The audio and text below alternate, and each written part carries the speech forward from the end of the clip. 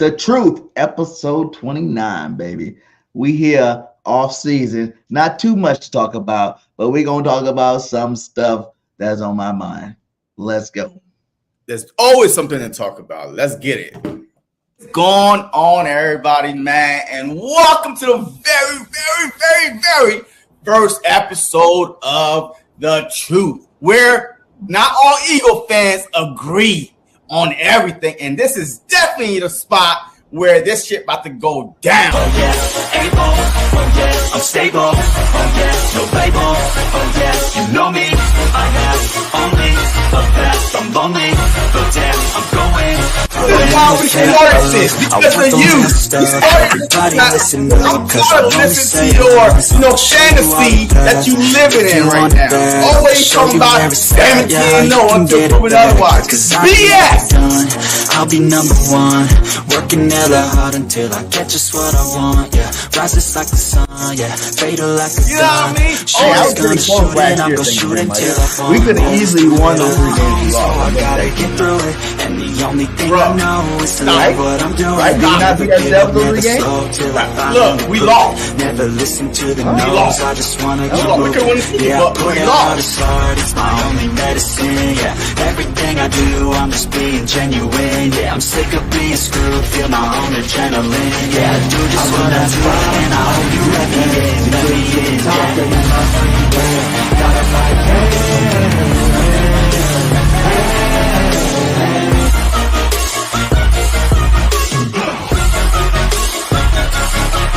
grateful, oh yeah, able, oh yeah, I'm stable, oh yeah, no label, oh yeah, you know. Yep. Here we go. All season is officially off season, right? Off season. Like off all season right now, right? Because look, there's no more free agency, no more draft, no more OTAs. No more, mandatory mini camp. None of that. That's over with. Now we're just waiting for the season to begin, right? Training camp is right around the corner. I think they report July 23rd. They report the training camp. But until then, we just got to do what it got to do, man. You know what I mean? We're going to make it do what it do and talk about our version. Facts. But, before we even get started, today single tickets came out for the home games. Yes. Was you waiting for any? Was you waiting in the little queue for any tickets? Because I was. What'd you get? I didn't get nothing because I couldn't get in. I'm sitting there at 9:30 waiting for the tickets. The Dallas Cowboys one, right? Because this year, oh yeah, 29th is on December 29th at the link, and I logged in, and I'm waiting.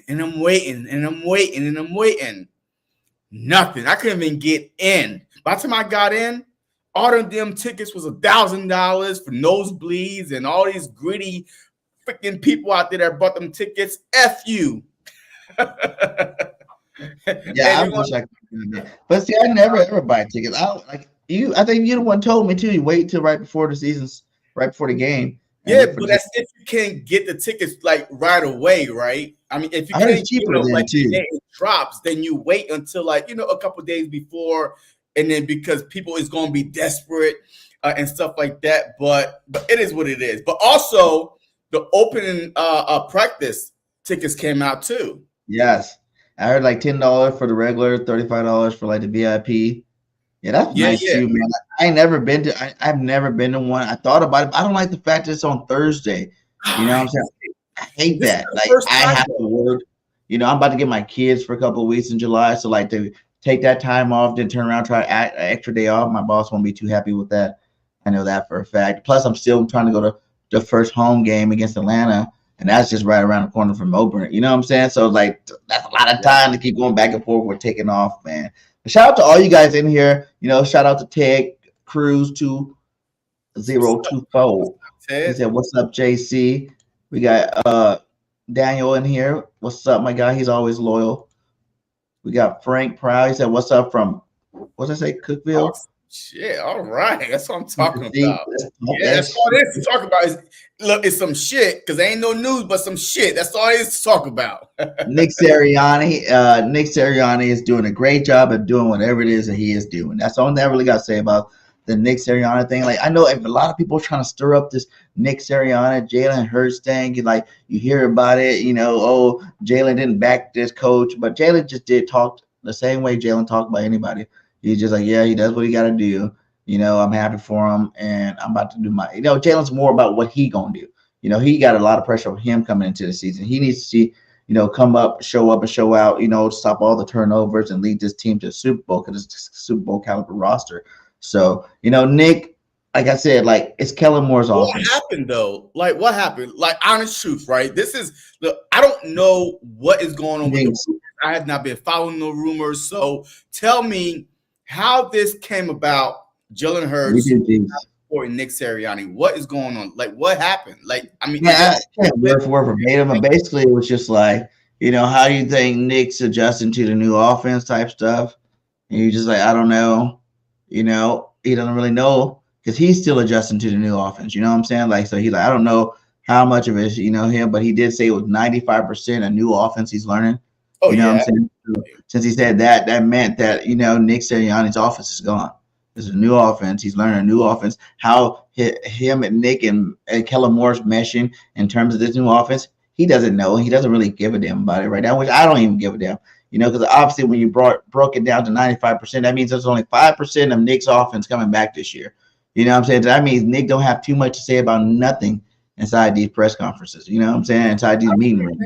Inside these buildings. I don't think so. Like, I really don't. Like, there's no way in hell there's that. I think that Jalen Hurts is exaggerating a little bit because I refuse to believe that only 5% of Nick Sirianni, plays are going to be part of the offense.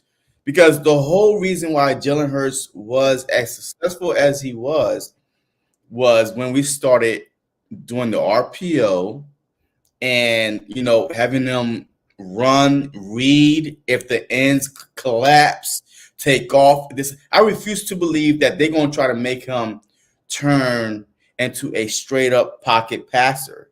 Well, I really think that our offense from 2 years ago, the Shane Steichen, will come back with some wrinkles from Kellen Moore, which is still Nick Sirianni's offense. But as far as the whole 95%, I really don't think it's going to be that drastic. So you're calling Jalen a liar? RPO, like you either going to are calling Jalen a liar?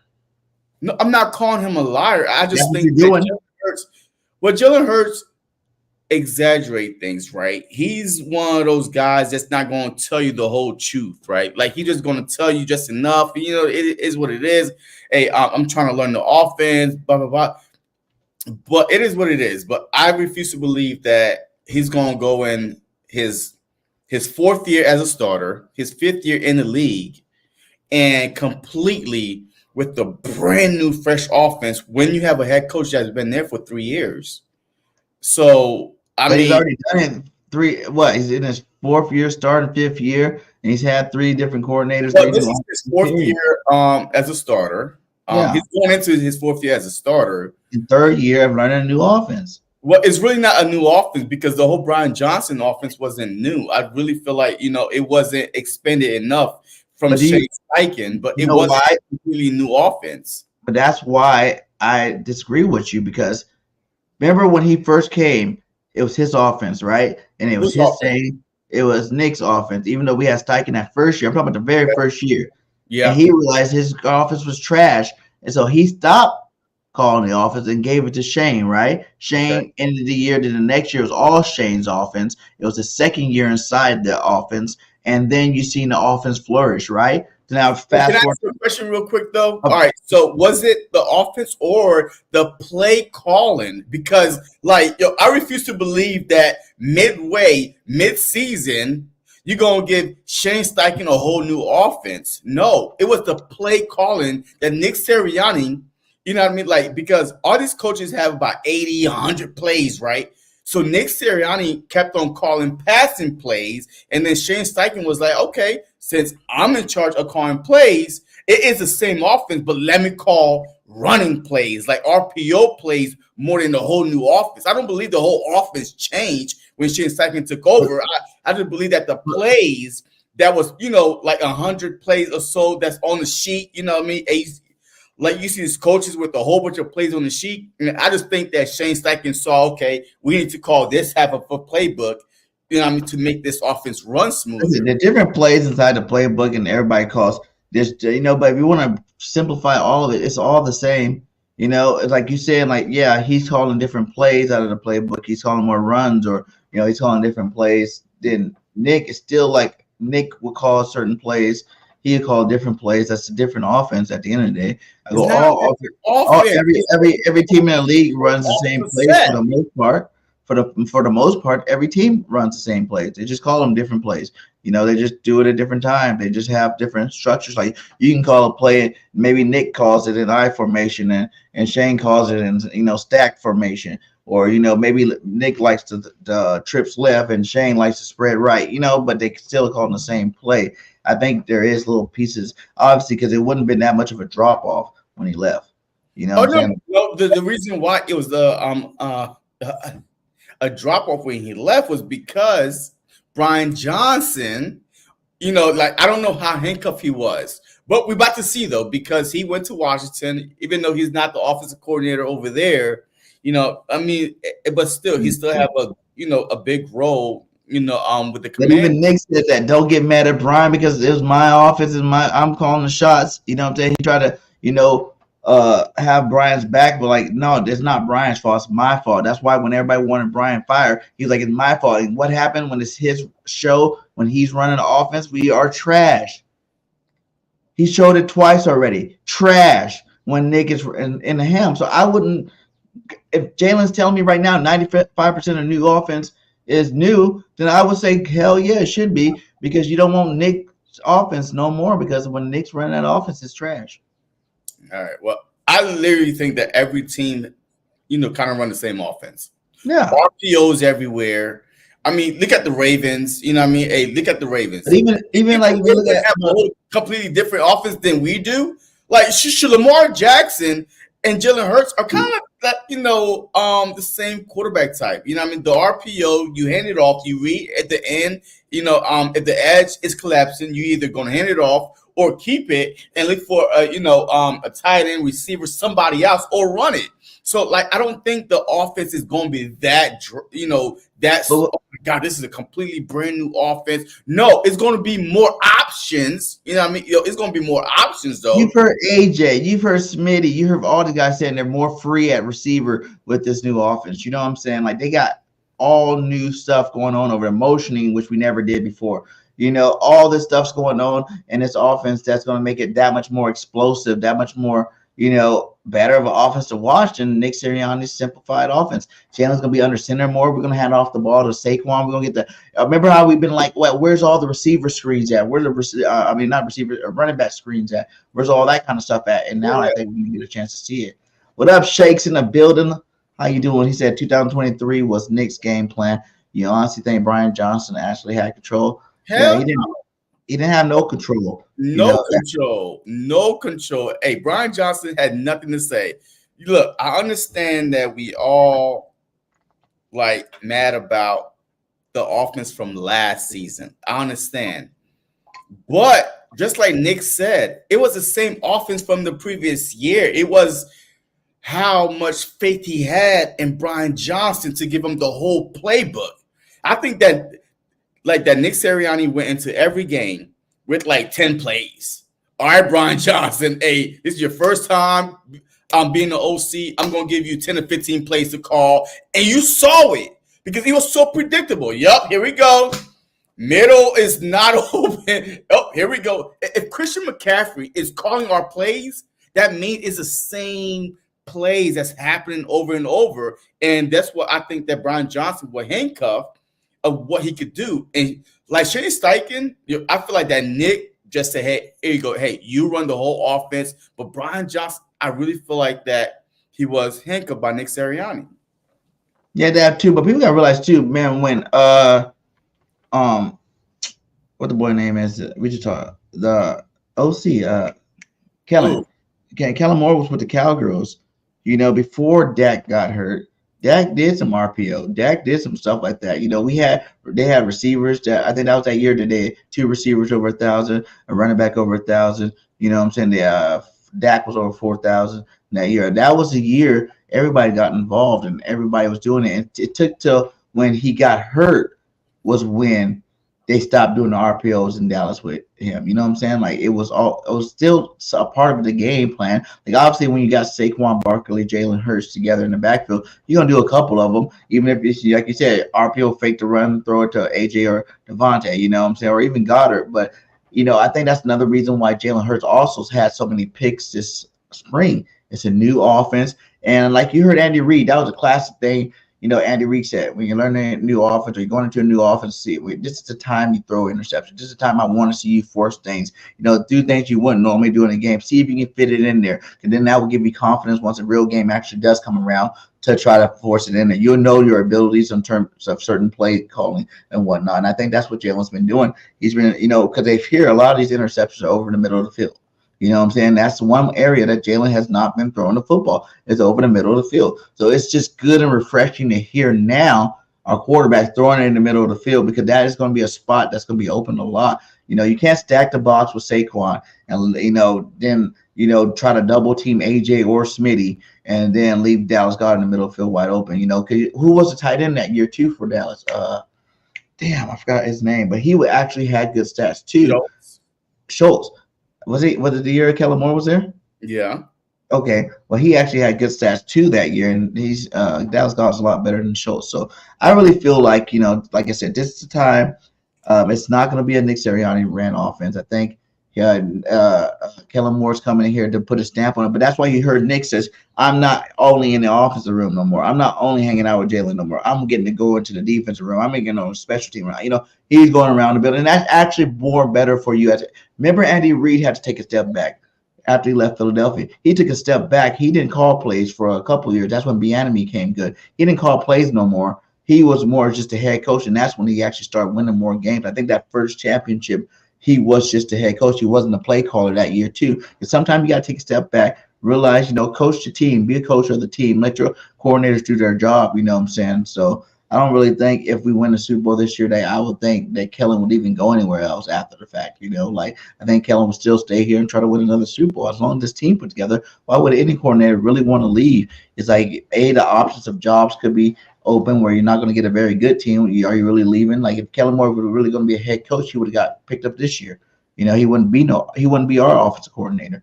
You know what I'm saying? He would be a head coach somewhere. So obviously he's not there yet. Build your little legacy here, get that OC spot locked down, and win a couple of Super Bowls. Now you can go be a head coach with some reins behind it. Maybe get yourself. All right. So if you're Kellen Moore, who are you running the offense through, Hurts or Barkley? Because that's also going to be a big question. All right. So yes, look, I understand that Hurts is getting paid. I understand he's our franchise, but we all know a lot of these open lanes happen when teams are afraid of the running game, and you start collapsing more. So I'm asking you a question: who would you run the offense through, Hurts or Barkley? Well, to answer it fairly, it's like you're still running it through Hurts because he's a quarterback. He touches the ball every down, whether he hands it off or he keeps it or he passes the ball. So it's like obviously going to be a Hurts ran offense. But I get what you're saying. Who you're really trying to focus? And I'm gonna say you're gonna focus on Saquon Barkley. The Eagles never has had a running back like Saquon Barkley ever. Ever. And I know Shady, is the best Eagles running back of all time. But in terms of the pedigree, in terms of the ceiling, I feel like that Barkley has. No, Shady was never that. He was never the number 4 pick in the draft. He was never supposed to be like the man of all men. He's not that big. He's not that physical. He's probably not even that fast. And then who else we had? Westbrook was good, back, but he even shared time for a lot of his time. But we had a lot of good backs. But I'm just saying, in terms of the pedigree that a Saquon Barkley had, we've never had a back like this. And I think when you got a back like this, like early Ezekiel Elliott days, you got to feed him. You know, you got to feed them early and often, because you're gonna see like all the reasons why. You know, Booby had 1,000. You know, even 1,300 yards, man. He had over 1,300 you know, yards. 1,000 Pro Bowl. But these guys had open holes, man, like open holes. Like a lot of it was just because the holes are there, and that's when you have the best offensive line. And I think Saquon Barkley's never played with nothing like this, and had no. All you got to do is like run the ball. If they bring the 8-man in, you pass it over the top. They're gonna have to back up a little bit. Then you're gonna run the ball again. Have a balanced offense, you know. But you're gonna start with Saquon Barkley. I think Deshaun Jackson and Shady McCoy in their podcast said you got to run him. You got to run Saquon often and early. And that always sets up the pass anyway. You know, we have a lot more bigger plays. They say that Kellen Moore's more of a big play type offensive coordinator, where he's going for the big play a lot of the time. So that's setting them up to put them to sleep with that running game. You know, maybe dink and dunk over the middle. You know, the Dallas Goedert, get him activated into the game. And then going deep to Devontae and AJ, man. My bigger question is, like, in this offense, when you got a Devontae Smith, who's more of a CeeDee Lamb type receiver, who do you think will have more yards this year? I mean, because I know AJ's the main guy. You want AJ, but AJ, we all know what AJ does. But AJ's you have that power receiver that can, he's gonna get his regardless. But in terms of the system, I see Devontae moving more into the slot a lot more. I see Devontae being on the outside, the slot a lot more. And I think that this could be the year that Devontae outshines AJ Brown. I mean, to me, look, I don't care. I mean, look, it is what it is, because I feel like look, all right, Kellen Moore never had an AJ Brown and a Devontae Smith before. Like, I feel like it doesn't matter who has more yards or whatever it is. I feel like if we're going to succeed, we need to.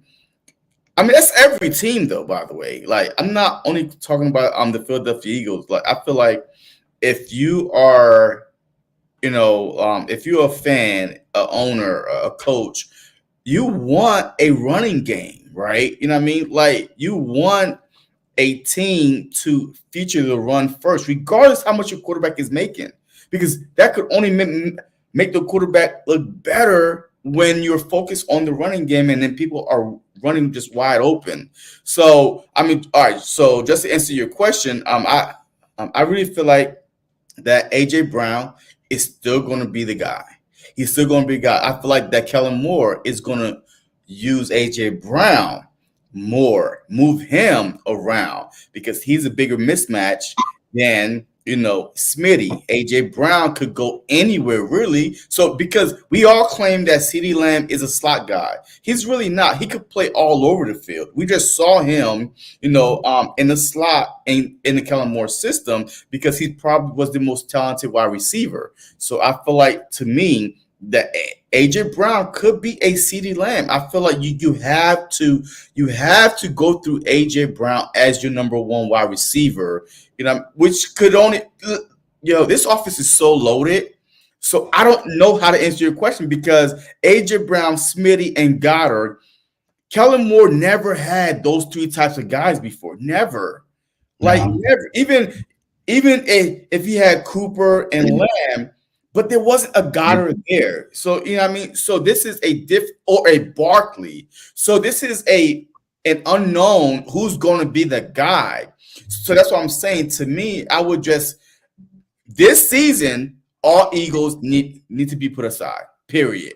AJ Brown, Eddie, Goddard, Barkley, nobody should have an ego, because this team is too loaded to be focused on and try to force feed one guy when everybody can eat. You know what I mean? So that's what. That's what I'm saying. Like, AJ is the best receiver on the team. I think AJ is better than CeeDee Lamb. I think AJ is the top three in the league easily, hands down. Like, he's baby T.O. When they had the 81 days on Twitter, they showed T.O.'s highlights. I was like, dang, like, you watch the way T.O. plays receiver, that's similar to exactly what AJ looks like.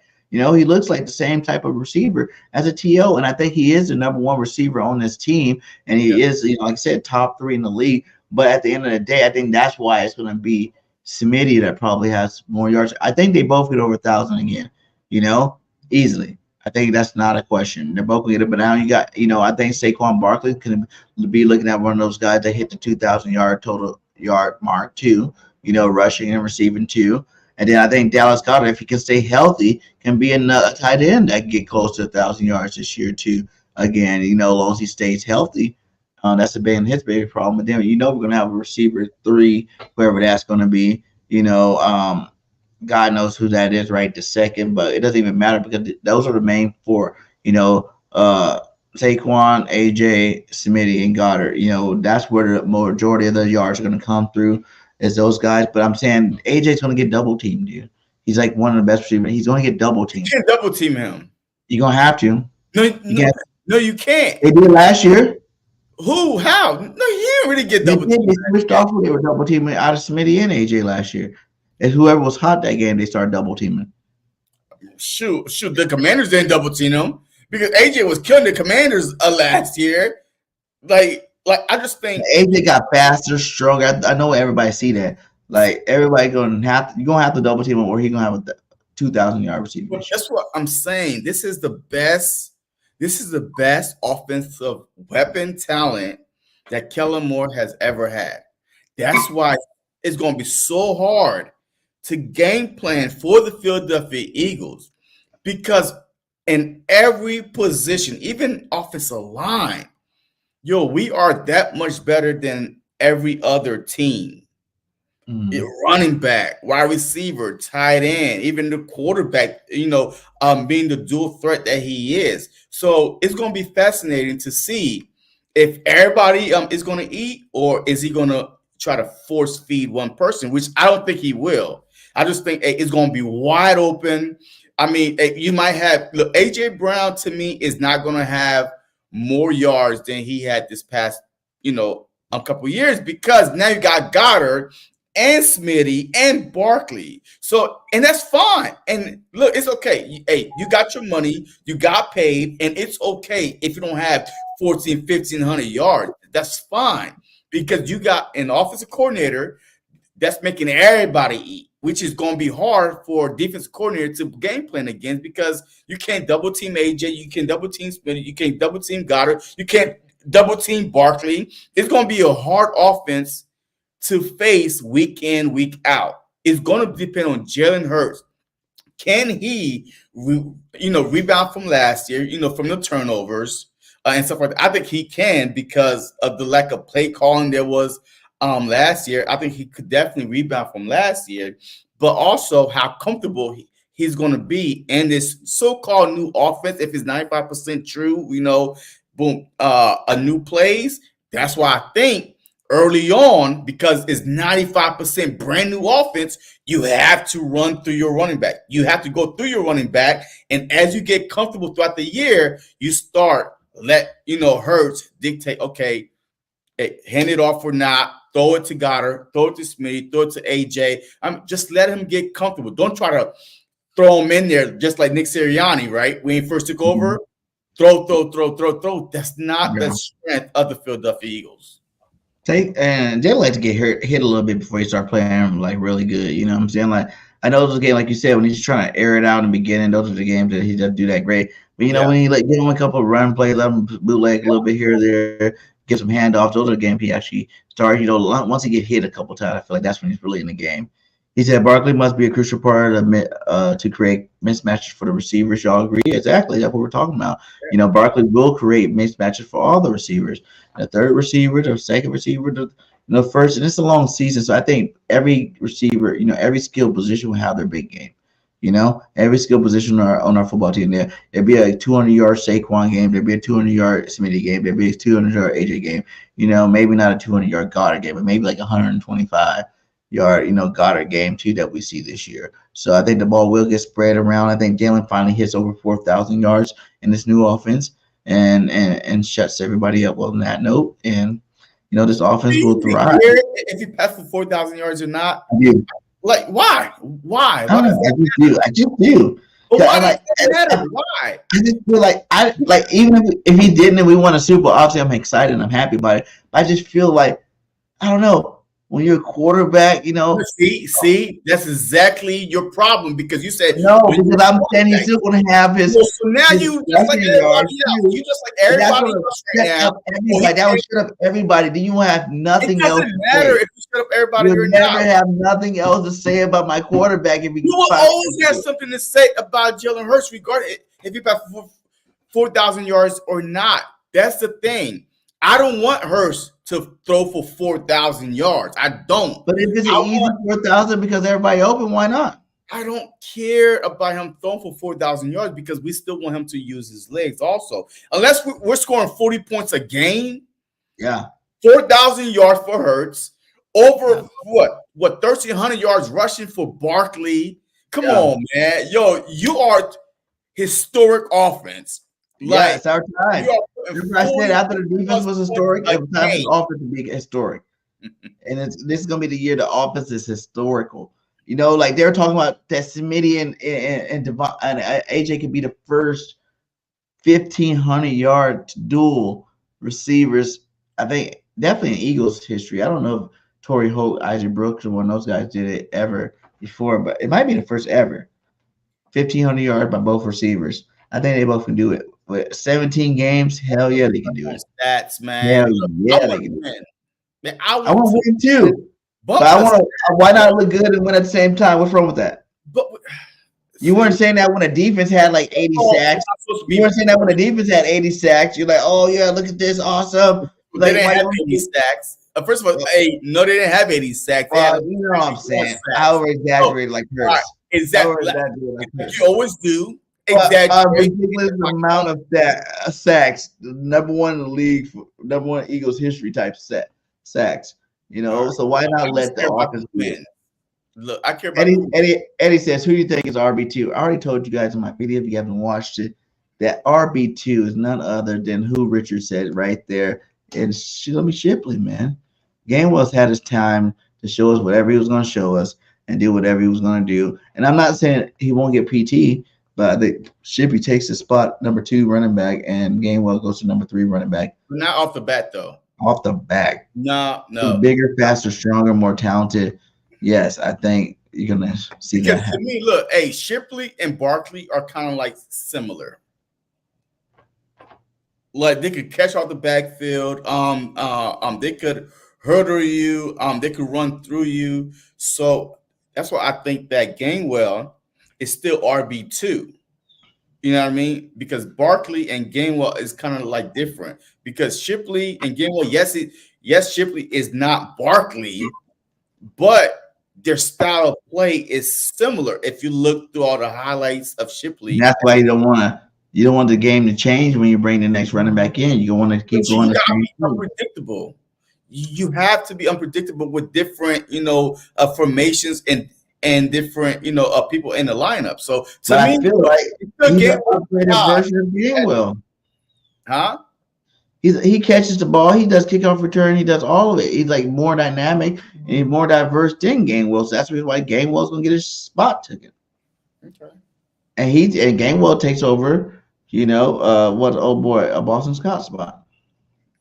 Okay, I mean, all right. And Gainwell's good at that spot too. I feel like when you try to put pressure on him to be a starter or give him a lot of reps, it's like he don't perform as good. When he's like unknown, you just throw him in the game. That's when he has big plays. Gainwell. Remember when we had Miles Sanders? We had Miles Sanders, Howard. Was it Miles Sanders, Howard, and Gainwell? And when he was at third back, he was actually did good those years. No, that's false. That's false. No one even expected him because the fact that we never featured Gainwell as a number 1. Last year, through a monsoon at New England, he was the number 1 back. And he was catching it, running it, no fumble. Everything was going great because he was featured. We never featured him as the number 1 back because we had Miles Sanders or we had Swift. He's always been second because those guys has been better than him overall. But when given the opportunity, he did perform as a number 1 guy, but he's not no Barkley or Miles or anybody like that. So, but he's still, to me, the number 2 running back until he loses his job, if he does lose his job, because we don't know what Kellen Moore likes. Like, you know what I mean? So we'll see. And I'm just saying, I think he loses his damn job this year. Okay. Is that y'all think Cooper DeJean can be put in that slot DB? See, that was another thing I wanted to talk about, like the camp battles, man. Like, what do you think are your biggest camp battles? That's going to be seen this year. That slot cornerback, the number 2 cornerback, linebacker, number 2 running back, number 2 tight end. Man, the number 2 running back is not a camp battle. It is what it is. I mean, hey, you could plug anybody back there, and we see you could put anybody back running back, right? As long as our offensive line is healthy, whoever you put back there is going to run the ball. All right, so we could agree on that. Miles Sanders, Swift, Barkley, whoever you put back there at running back, because of our offensive line and Jalen Hurts, you're going to run the ball good enough. So that's not a big battle I'm worried about. The battle I'm worried about is my jersey bet. My number 26 Saquon Barkley jersey bet that Bradbury would not be on the team. He would not be for you to win it. Starter. What you to win it also freaking Quinyon Mitchell at the start. Huh? That's a bet that you think Quinyon was going to start, and I think Bradbury was going to start. Okay, well, that's what I'm saying. But neither one of them starts for this a wash. If you listen and not even like on a depth chart. Slow to speak and quick to listen. All right, or long to listen, whatever it is. But look, hey, check this out. No, because I don't think that Bradbury is going to be on the team. So I'm trying to figure out. Okay, at CB2, is it going to be Mitchell? Is it going to be Rogers? Who is it going to be? But I know it's not going to be Bradbury, okay? So he's not going to be on the team. He's already missing,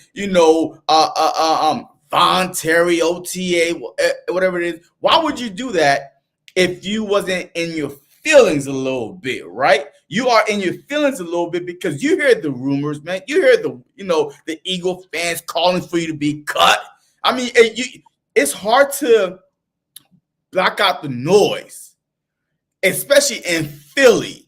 And they drafted not 1, but 2 cornerback because you were that bad.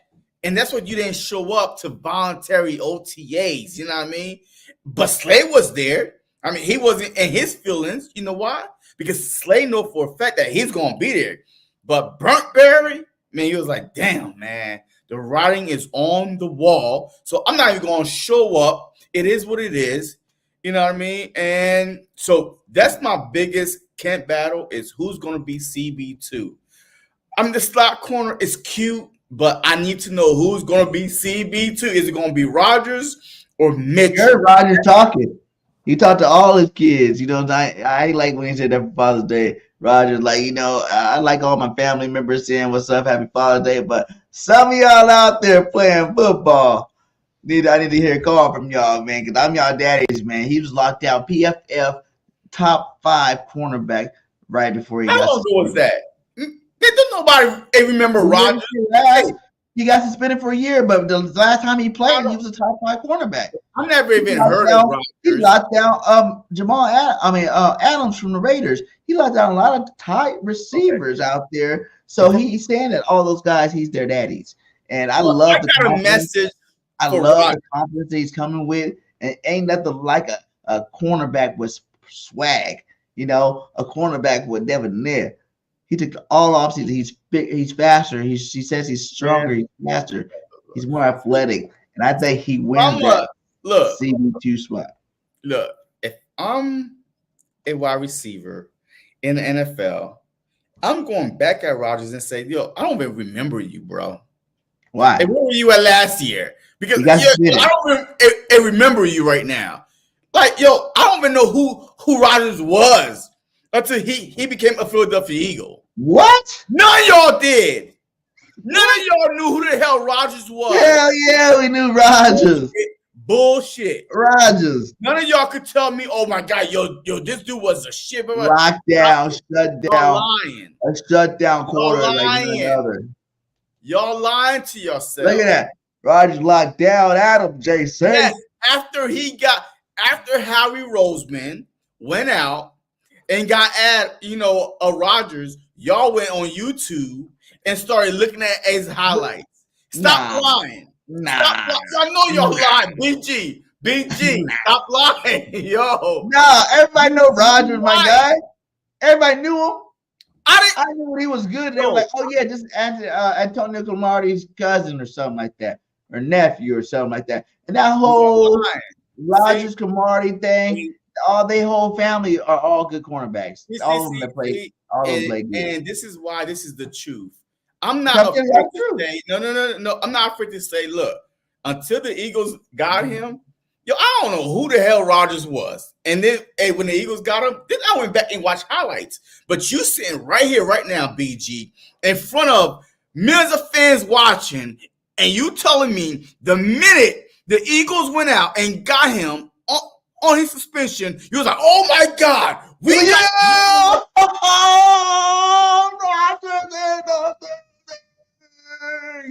and I even thought we didn't even have to draft no corner in the first round when we got this cat.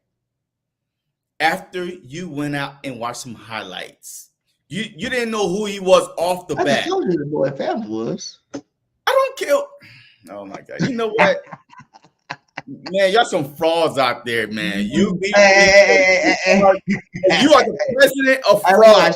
I watched him. You not times, man. We talking about you a fraud, a couple times. And like Twin said, what does it matter? He's still locked down top receivers, baby. Whether we seen it after, before, we had a whole year we picked him up early last year. We had a whole year to figure out when this guy gets back, what the hell he's gonna do. And what we seen was very nice. Okay. All right, man. Hey, look, still I enjoy Rogers and CB2, but hey, it could not be Rogers too. It could be Kelly Ringo, man. Kelly Ringo's ahead of Mitchell too. And he's looking good out there, man. Like pause, but he's out there, ripped up, best shape of his life. Big physical cornerback, man, making plays and OTAs. Everything matters when the pass come on. And I think the bigger cornerbacks, when the pass come on, has a better shot because you're bigger. You can get, the defensive coordinators like big cornerbacks, especially if you're fast and big at the same time. He ran with a 4.3. You can play some man. I'm experienced too from last season because he played a lot. He got to pick against what? Was it Aaron Rodgers? Who he picked off? What, the Green Bay game? Rodgers? No, Aaron did not. Rodgers didn't play. Yeah, it was Love, Jordan Love, and that Green Bay game. He got it. Did he get 1 or 2 picks last? No, that was 2 years ago. No. He's only been. He was a rookie last year. Green Bay last year. We did not play Green Bay. It wasn't Green Bay. Who did he get the pick? Y'all know who he did. Y'all tell us in the chat. Who he got that pick? It was against someone good. But look, all right. So yes, the camp battle. So I say the CB2 is a big position. The linebacker is a big position. And to me, the safety is still a big position because the linebacker is all over the place. I mean, we got Dean, we got Trotter. I'm not even going to worry about White because he's a starter. But besides Dean, Dean, Braun, Trotter, like these linebackers, like I don't know who the hell going to be the other linebacker on his shoes. So that's going to be an interesting, position to, to look, to keep, my eye on, and safety. I really don't know. I mean, so you going to bench Blankenship? I mean, are you going to put Cooper in? With Chauncey, with Sidney Brown healthy? So it's a whole bunch of unanswered questions, especially on the defensive side. So that's where my main focus is going to be on the defensive side, because offense, we're good on offense. I CB RB2, but it is what it is. But on the defensive side, everywhere is unanswered. Besides the defense, even the defensive line, it's a mystery. Because we don't know if we're going to a 3-4 or 4-3. Like, I mean, it's all over the place. So, defense is going to be the main, a position on the side of the ball that I keep an eye on.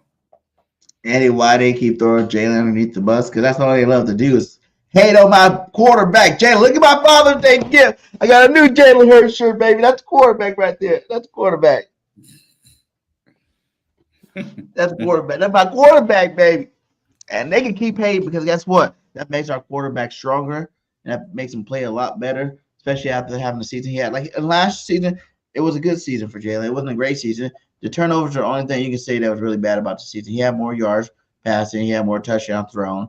You know what I'm saying? Like he still had a good season. It's just the turnovers really killed us last year and killed him in terms of his up to week 11 he was MVP of the year of the season up to week 11. So it's like the whole team bombed out, and I think he's gonna be even better this year with a new offense and skill position with Saquon Barkley. That's gonna take a lot of pressure. Not only can Saquon catch and run, but Saquon's like one of the best pass blocking running backs in the league too. That dude's big physical guy that can he can take a linebacker coming in, he can lay him on his ass, because he can squat 600 pounds like a quarterback dude. You know what I'm saying? So. That's gonna be nice to see him. I think the hate's gonna always go on Jalen to win the Super Bowl, and I think this is the year he does that. Okay. Yeah, Will Vangio play the best man. Man, look, that's the thing, though. I mean, because if the other linebacker start, I think his name is Braun, right? If he starts over Dean or Trotter, we'll be like, oh my God, what is he doing? Or will we say, and Vic we trust, right? Because in Vic we trust, he know what he's doing. He's the chef. He's the one that invented this type of defense that we all been trying to see the past 3-4 years with Desire, with with the whole Gannon and stuff like that. He's the actual chef. Will we be like? Will we question him if he decides to start Braun instead of Dean or Trouter, or will we like, okay, boom, it is what it is? I think is in Vic we trust because he's an old school cat, and he reminds me of like my old school defensive coordinator or my college high school team. We won 4. What? Our year we stopped. It was 5 straight championships up to my year, my junior year. Then we lost in the playoffs that year. But before that, he's just a no-nonsense guy. He wanted the best player. He didn't care, if you started the year before. He didn't care about none of that. He just whoever was the best player. He didn't care if you were a freshman, a sophomore, whatever. If you were good, you're going to start. I think Vic Fangio is one of those guys where the best players will play. It doesn't matter how much you're getting paid. It doesn't matter like what round you're in. If you're a free agent, like you said, this Braun guy, everybody thought he was joking when he said his name in the first press conference. Everybody's like, this guy's a joke. He's fucking with us. You know what I'm saying? He's not saying nothing about White. He ain't saying nothing about Dean. He's talking about some Bond guy who we know is a special teams guy from the Saints. But who knows? Maybe it's the size, his capability. He's been in the league for a while. He understands football. Maybe he could come out and be a starter this year. Who knows? It'll be a huge shocker to me. But I don't know, man. I just think that it could be hype too. It's switching everybody up. It could be letting the Kobe Dean finish getting healed 100% because he keeps getting hurt. So you don't want him to rush him back, have no worry about fighting for a starting spot. You just tell him chill out, go with the second team, and we're gonna let this Bond guys just throw it out there to shake everybody up. If you go into the season thinking Bond's gonna be your starting linebacker the next thing, Dean's healthy and he's your starting linebacker, and he tears it up, that'd be something that we can switch off with the coaching. But yeah, even Trotter Jr., you didn't hear nothing about him. 0%. I know he's a rookie and he's got to earn his right, but man. I was looking for one a pass breakup, a something, interception, a something. We didn't hear not a damn thing, except for at the very end, that last press conference where we heard him talk about, oh, he's a smart guy. He learns a lot real fast, blah, blah, blah, but the linebacker coach said. But in terms of like every day in practice, you never heard one highlight or one nothing positive about Trotter Jr., which could be a good thing, could be a bad thing too. Like, I don't know. It's way too early. Look, I'm not really expecting much from Trotter this year. You think he can start this first year, sometime this year, though? No, I just think he's going to be on special teams. If we hear his name, he's going to be on either kickoff, somewhere like that on, The big lights ball, I think Dean will play special teams. Damn.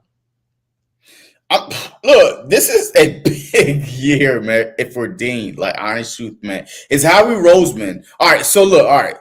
So if Dean don't start, that means that Vic have full control of the defense. If Dean starts, then that means that Howie Roseman is, have his hand in a defense, because he would not give up on a guy that he drafted in the third round 3 years ago. And, just to bring on, a special team guy, right, to be the starting linebacker. Because if we know Howie, man, he's going to get his draft pick as much time as possible, right? Yeah. Because, he's so stubborn. So if Bond starts at linebacker, that means that Vic got complete control of the defense. But if Dean starts, that means that Howie have his hands still. But Dean's supposed to be a better linebacker. It's like really. I don't know that. We don't, because he's been hurt too much. I don't know. But he's supposed to be. And the only reason why I think Ashman Jr. I'm not. Ashman Jr. is a rookie, so of course he's gonna be running with in OTAs. He's gonna be running with the third team. It's OTAs, Yeah, yeah. Wait till the pass come on. Wait till we get to training camp. Maybe the second week of training camp, then you come talk to me about, where the hell Trotter Jr. is on the depth chart. I really feel like he's gonna start sometime this year. No, he's not gonna start. So I think he's that talented. Yeah, he'll start on special teams, but he's not going to start on the defense. It's going to be Dean, Trotter Jr., and White. Nah. Nope. But anyways, no, he's not going to start. But another position battle. Okay, who's going to start? Who's going to start at? Who's going to be behind like Jordan Davis at the nose tackle? I mean, Milton Williams. Milton's going to be behind Carter. I heard someone say Marlon Tulopu could be possibly, but I still think that we're going to go out and get another defensive tackle. We wanted Campbell, but he just signed. Huh? I wanted Campbell, but he just signed. Well, I mean, there's other defensive tackles out there, man. Because that produced like Campbell, no. Huh? That produced like Campbell. Campbell's old as hell. He still produced last year.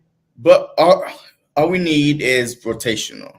That's it. We don't need a starter. We need someone that could give, got picked up. Or two. Levi Joseph, I know, got picked up. Yeah, but there's more other people's out there, man. Ooh. Like, I don't know, but that's not my job.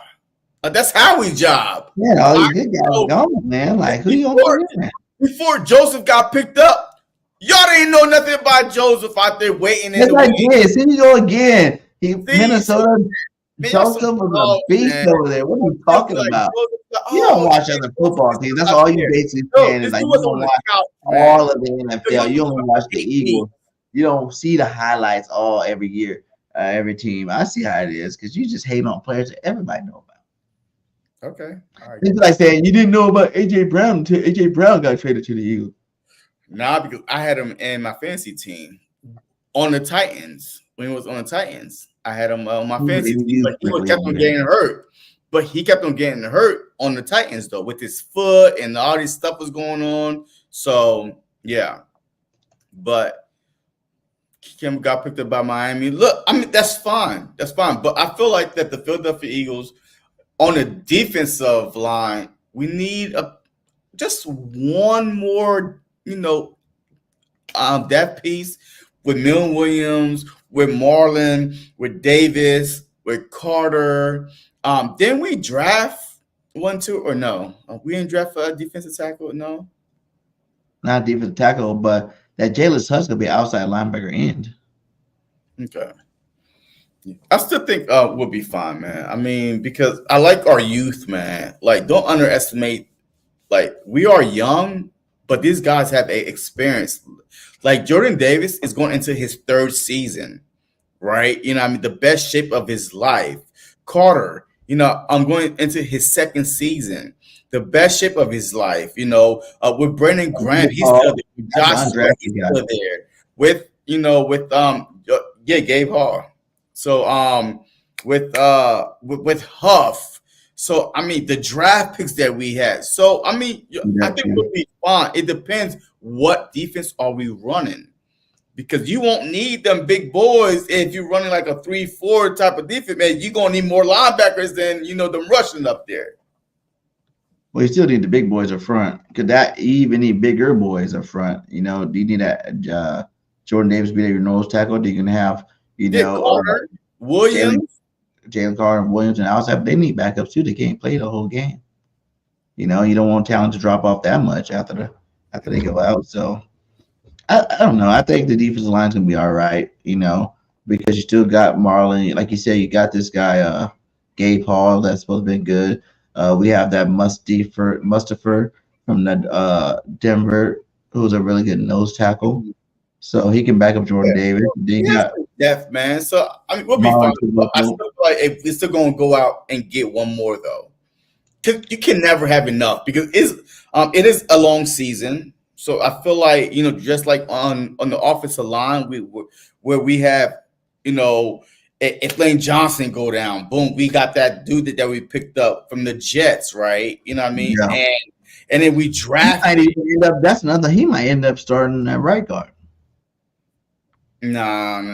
Staley was said that's like a Brandon Brooks type guy. A big guy like that that's normally a tackle. He's bigger than Mailata said this guy's big. And if he's that fast athletic to start at right guard, I promise you Staley gonna put him in there.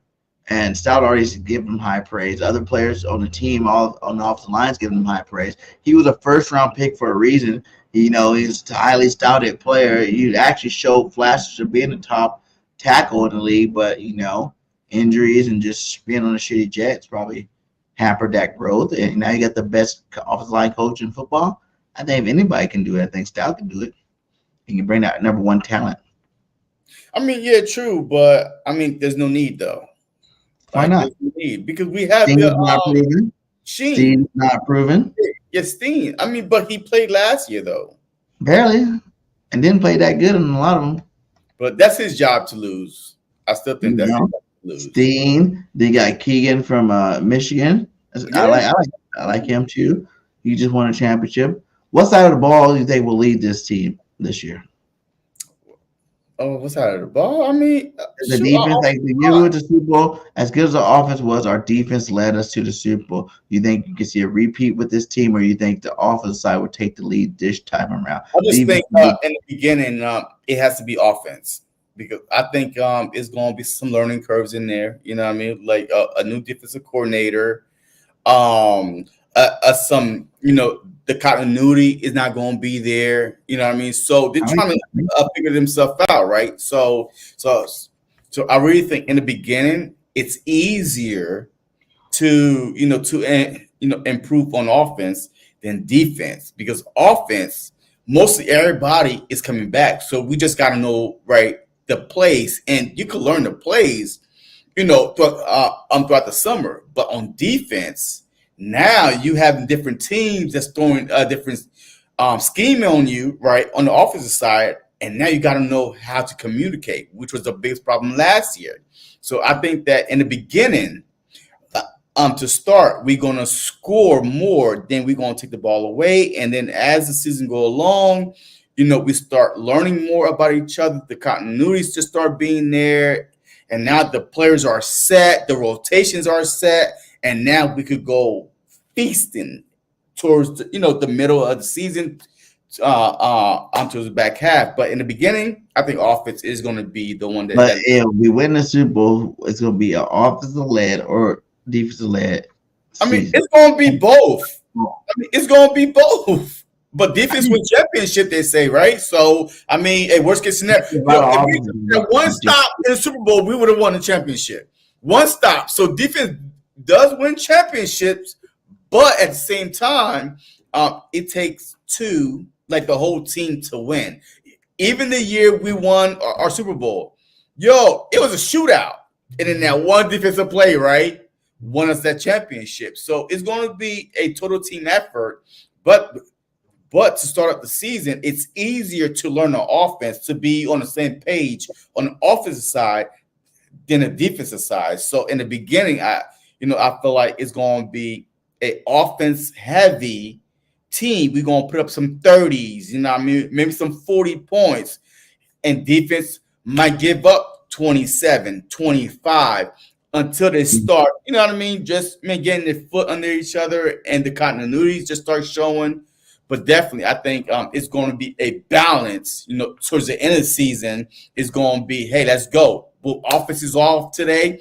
Defense, we got it. Defense is off today. Offense, we got it. So I definitely think we're going to have our games that either both going to get a chance to show why they are who they are and why they are as good as they are. But I think this is going to be the year that the offense wins Super Bowl. It's going to be one of them seasons where the offense is so unstoppable. There's not going to be another defense come playoff time to stop this offense. Nah. They're going to do their job, but the offense will be too here for the league this year, and we're going to win a Super Bowl on the heels of our offense. Name me the last offense that won a Super Bowl. Rams. What year? Any of them that they won. Wait. No, wait. The Rams won. They won what? Let me see, 3 years ago. But it wasn't offense. It was Aaron Donald up the middle. Aaron Donald up the middle, hitting, freaking Burrow when the guy was running wide open down the sideline, but he got that one defensive stop. Because if he had one more second, the dude was burnt down the sideline for a game-winning touchdown. To a Kansas City championship, 2 out of 3 for offense. No, it's always come down to defensive stop, bro. Like, do you watch the game? Like in the Super Bowl, yes, it's going to come down to defense. If you got two best teams in the league. I'm just saying, in general, throughout the season, what led those teams were the offense for the Kansas City Chiefs. Their offense. The year they had Tyreek, their offense was dynamic. That first championship, no one could stop Tyreek, and everybody knew it. In the playoffs, it was. Remember, they lost 2 times in the playoffs, basically, but Tyreek and their offense had miracle plays that made them win. It wasn't because of the defensive stop. The defense was tough as shit. Right now, who? I'm talking about when Kansas City won that first championship, and it's one of the second ones without Tyreek. Kelsey was on the you mean that overthrown ball that that dude had to beat them, but he couldn't. The ball was overthrown. Jimmy G overthrew Sanders running down the middle. Oh, that one you talking about? It wasn't no goddamn defense. It was him dropping the ball or overthrow the ball. Listen, I'm telling you right now, I have not watched a Super Bowl yet that you did not say defense. Just get a stop. Just get a stop. Defense always coming up with a stop. Even when Brady came back against the Falcons, their defense in the second half woke up. They got to stop. That's okay. Both the last 2 or even 3 Super Bowls, the Eagles' defense was trash. Even the one we won. What did we keep saying? Brady had 500 yards passing on our defense. I hear you, but what won the game? One stop. Yeah, one play, but what won the game was the offense being able to keep up, scoring the damn points to win the game. Look, at the end of the game, at the end of the day, I don't care how good your offense is. In the Super Bowl, the playoffs are a different story because you are going against the best of the best in the playoffs, and you need your defense to step up, period. You know what I mean? So that's simple. Because your offense can go back and forth, but you need to stop. We kept on saying, just get one stop, against the Chiefs. Just get one stop. We couldn't get one stop. But offense was good, but we couldn't get one stop on defense. That's why we lost. So, Hurts with the second highest quarterback rating in the Super Bowl. I mean, bomb, touchdown, one stop. You couldn't get a stop. So, I mean, so defense, at the end of the day, yes, you could get through the regular season at being a top 5 offense, a top 3 offense, but at the end of the day, it's going to come down to, can your defense get a stop when it matters the most? All right, let's go to the next one. Sleepers to start. Who do you think are going to be some sleepers to start at what positions this year? I'll kick us off. Like I said, I think that Isaiah Rogers is going to be the starter. Well, he's not a sleeper. Kind of a sleeper because everybody expects Quinyon Mitchell, Bradbury, Mitchell, or Ringo, one of these guys. So I think that he's going to be the other guy opposite of Slade this year. And if you want to do another one, I say by the beginning, first week of the season, I think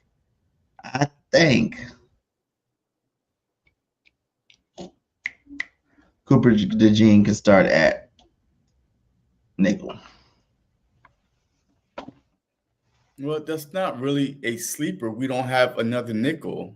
Yeah, we do. We got Maddox. We got Hall. We got wait. Maddox. All right. So we know. Okay, when they cut Maddox, by the way, so he got released, got cut, and then got brought back. So he's not even okay. So he's not really a sleeper because they drafted him. We drafted 2 DBs. One of them are going to start.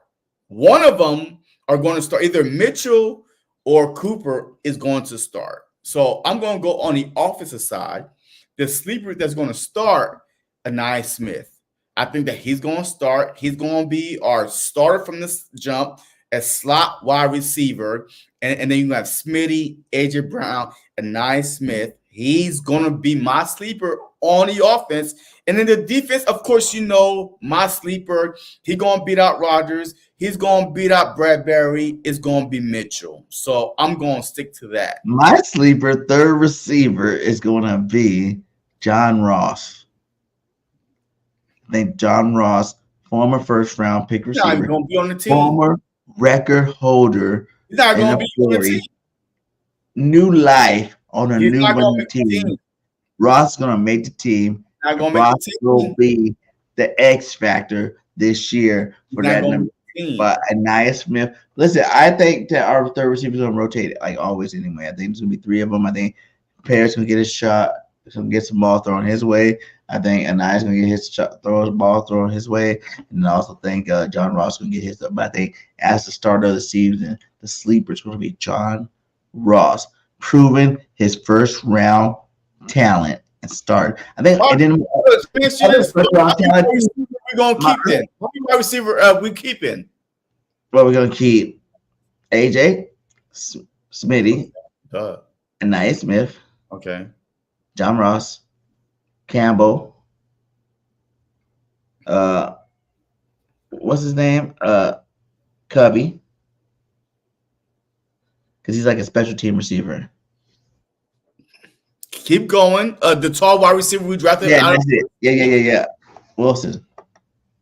So we keeping 7 wide receivers. But one's really a special teamer. Wait. No, because that's part of the 53-man roster. That's part of 53 men. So you are keeping 7 wide receivers on the 53-man roster to start on a Sunday. So you are dressing 7 wide receivers. That's what you tell me.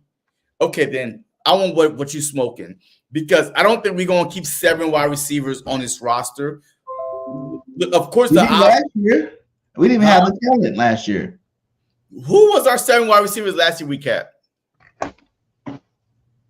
AJ, Smitty, Cubby, Julio Jones. Wait. We picked up Julio, midway through. Listen, let me finish going. The OD, whatever boy from Atlanta. OZ, Quez Watkins. That's it. Wait, MC. Hey, start again.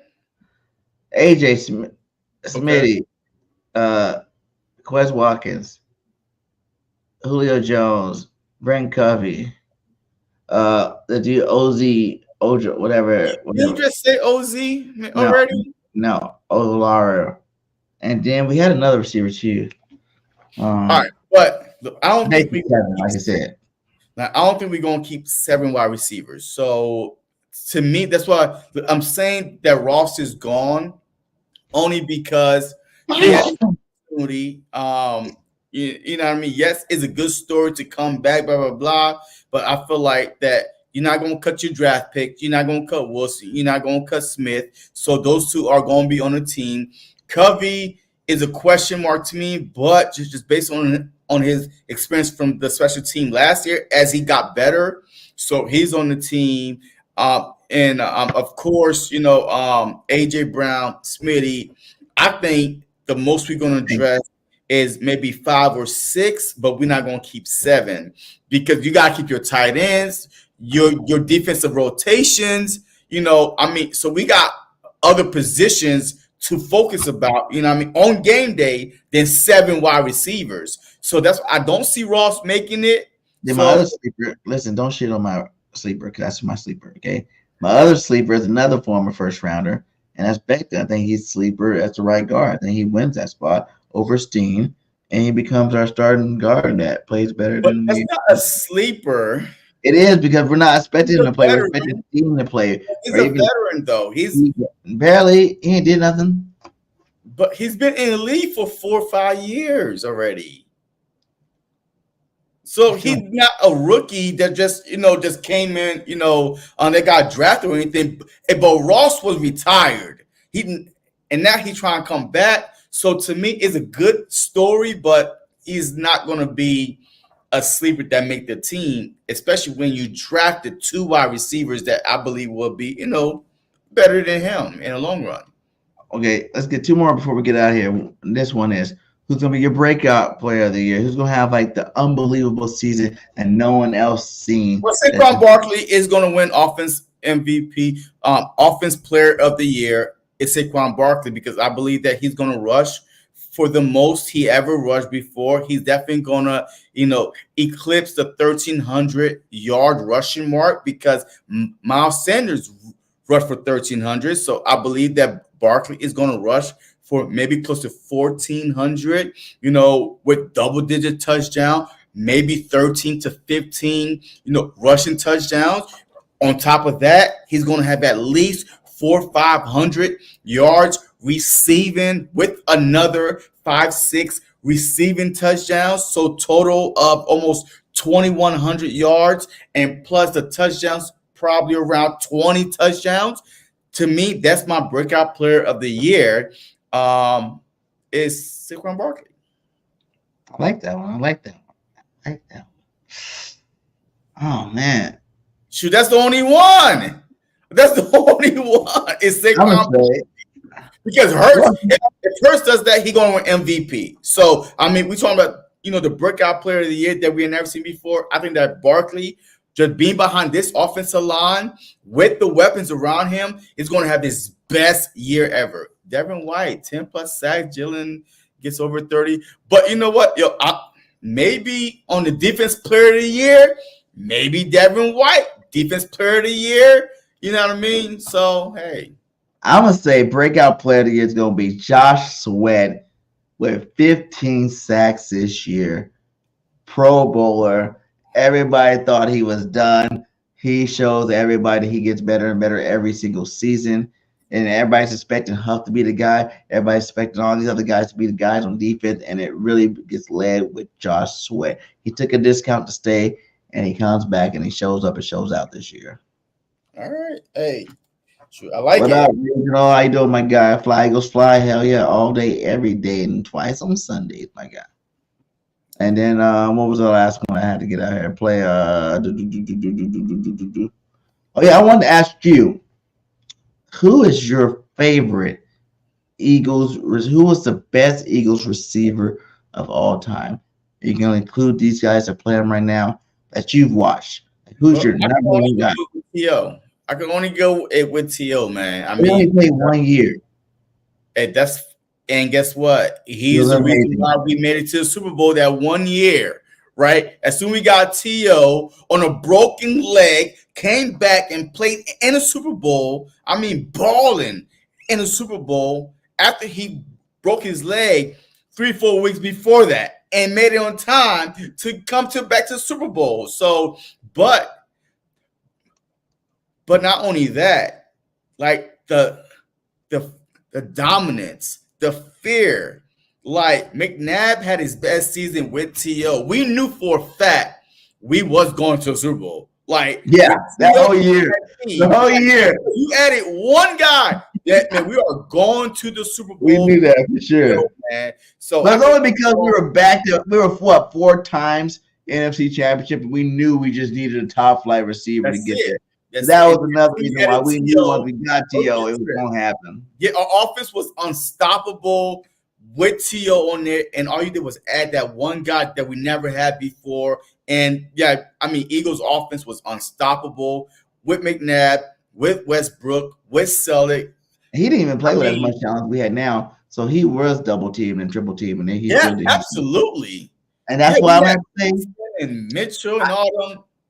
My fan favorite, obviously, is Deshaun Jackson, but in terms of the best overall receiver we got on our team ever, it's gotta be AJ Brown, man. AJ Brown, he's the best receiver we've had as a receiver, back to back. 1,500 yard seasons, a second team All Pro, 2-time Pro Bowler, freaking. But is he really though? Because he do have the record for most 125 yard games ever by any receiver. Yeah, but he do have the okay, but he do have Devontae Smith and Goddard compared to Todd Pinkston, Freddie Mitchell, Greg Lewis. Like, I mean, there's no pressure about those guys. For T.O. And T.O. was a dog. T.O. went off in the Super Bowl, being double, triple team, coming back from a broken leg by himself. Nobody thought that he was going to be back in time to play. And he played and had over 100-something yard receiving in the Super Bowl. T.O. is a Hall of Famer, correct?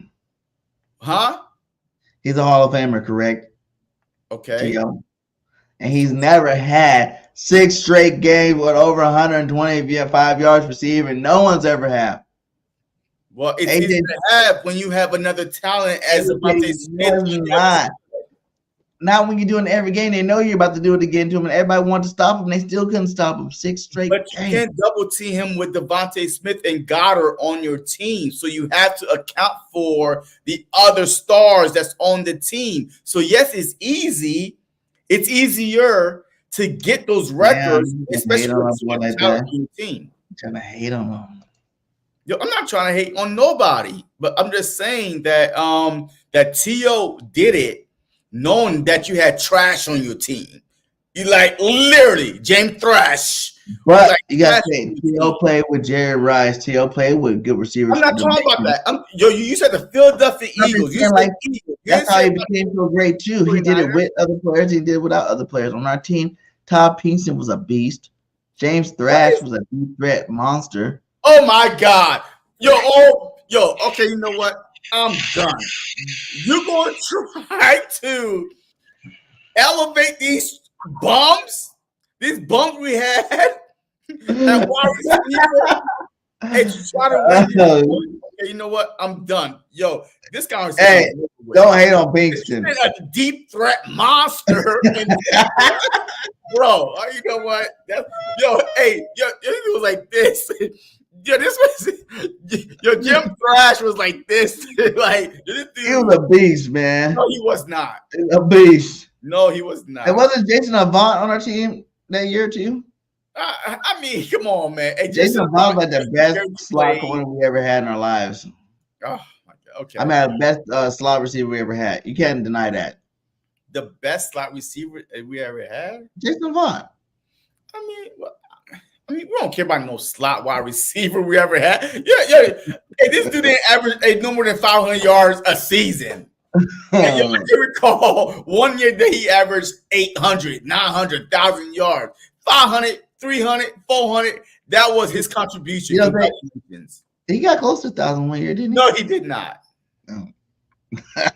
Stop it. What about Macklin and Djax? Who was the best Eagle wide receiver? I'm telling you, a single player. I'm not adding all these other players. Yeah. All right, so if it wasn't T.O., I would say Djax because his ability to return kicks, right? Deep threat. And a single hand around, right? Remember the Monday night game, just a simple screen touchdown. So, I mean, I would say if not T.O., then he would be, and then A.J. Brown. Because A.J. Brown always had another guy with multiple weapons, with a dual threat, with the running game to take the pressure off of him.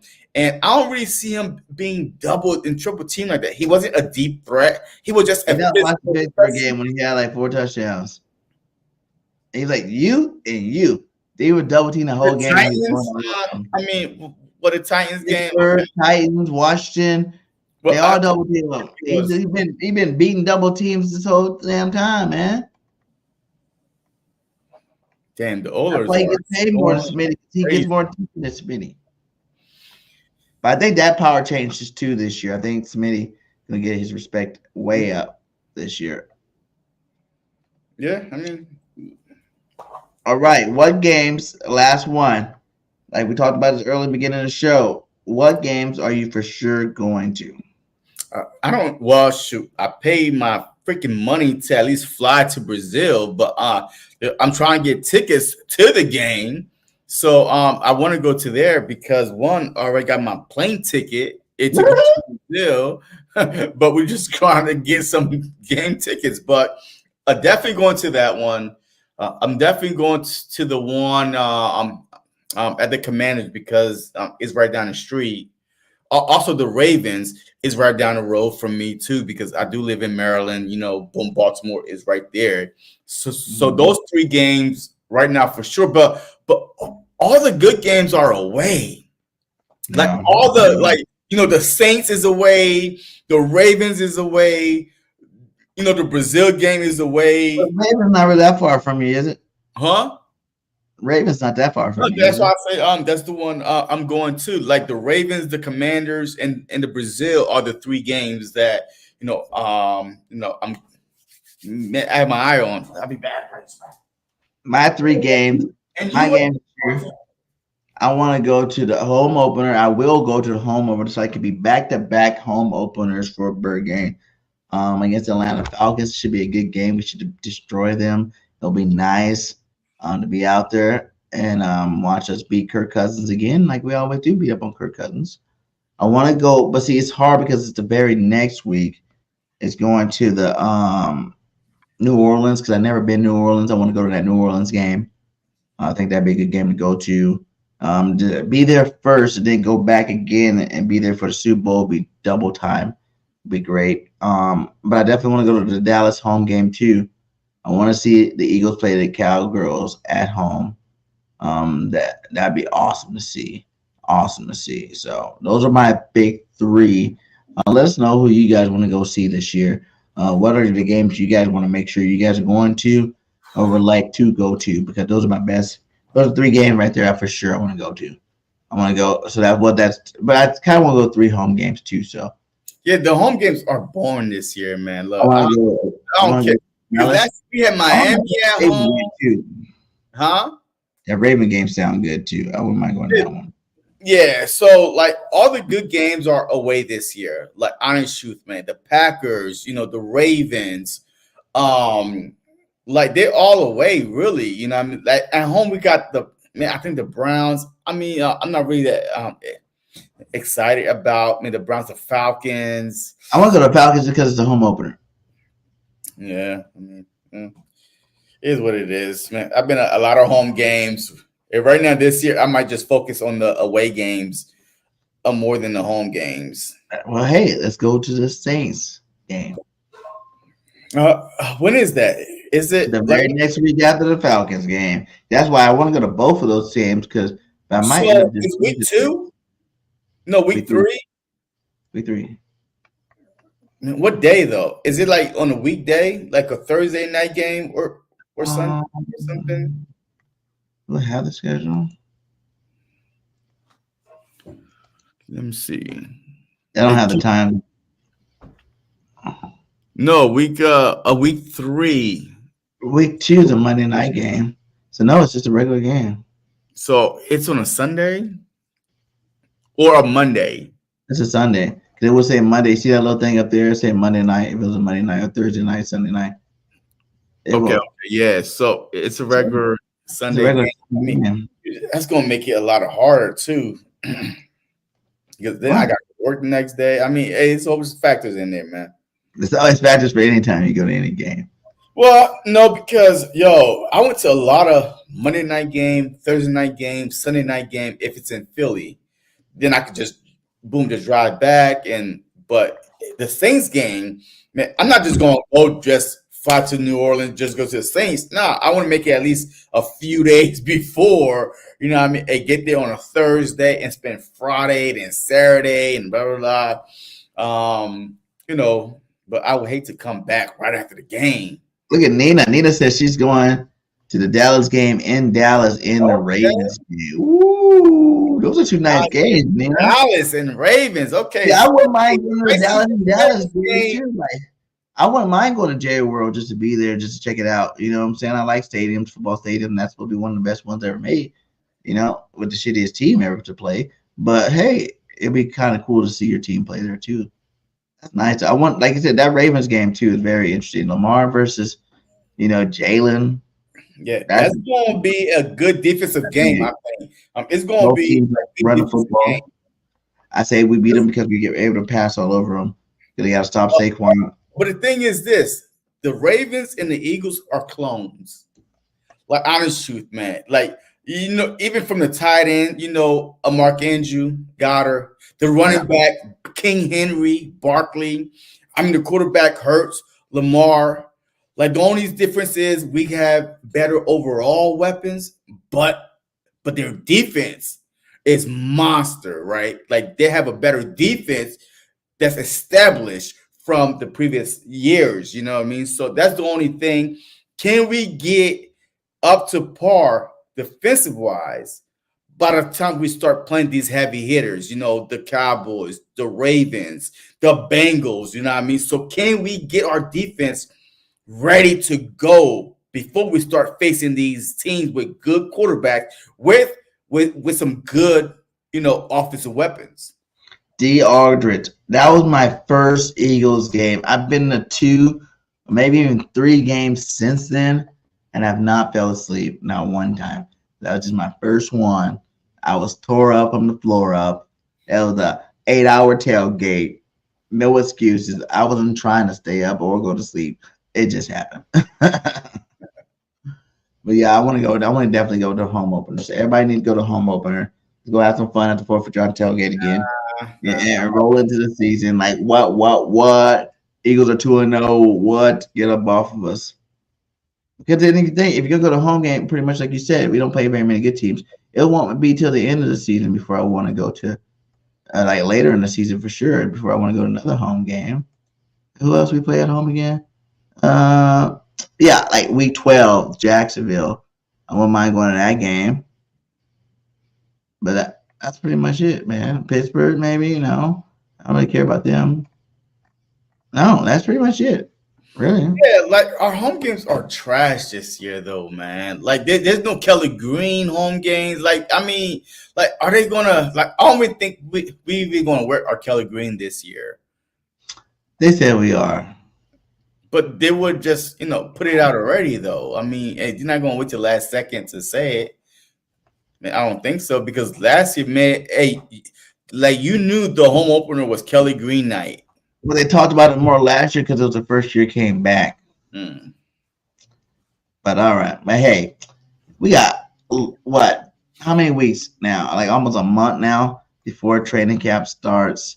July 23rd, I think. So we have a little bit over a month. A little over a month, guys. I'm gonna try to pump out some videos. I got this little thing called Chase of the Championship or something like that. I don't forget what the name of it is.